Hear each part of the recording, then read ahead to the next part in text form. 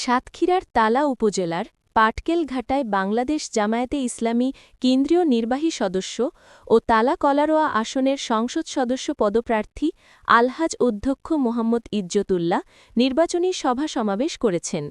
বিস্তারিত জানাচ্ছেন আমাদের নিজস্ব সংবাদদাতা শেখ মাসুদুর রহমান সুরুজ।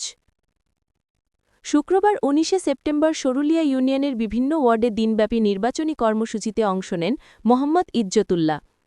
দুপুরে ২ নম্বর বড়বিলা ওয়ার্ডের বড়বিলা মধ্যপাড়া কেন্দ্রীয় জামে মসজিদে জুমার নামাজ আদায় শেষে মুসল্লিদের সঙ্গে কুশল বিনিময় করেন তিনি এবং দোয়া কামনা করেন।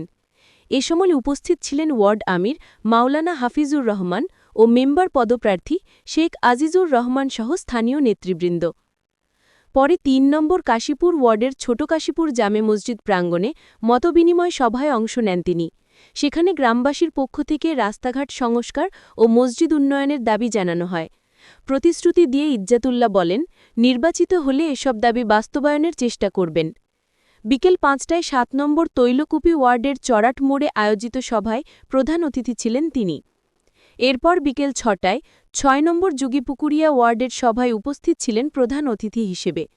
ইউনিয়ন আমির মাওলানা জহুরুল হকের সভাপতিত্বে অনুষ্ঠিত সভায় বিশেষ অতিথি ছিলেন উপজেলা সেক্রেটারি অধ্যাপক মোহাম্মদ ইদ্রিস আলী, চেয়ারম্যান পদপ্রার্থী হাফিজ শাহ আলম, বিশিষ্ট আলেম মাওলানা রেজাউল করিম, আইনজীবী অ্যাডভোকেট বাশারাত উল্লাহ আওরঙ্গী বাবলা, ইয়াসিন আলী সর্দার এবং স্থানীয় সাংবাদিকবৃন্দ।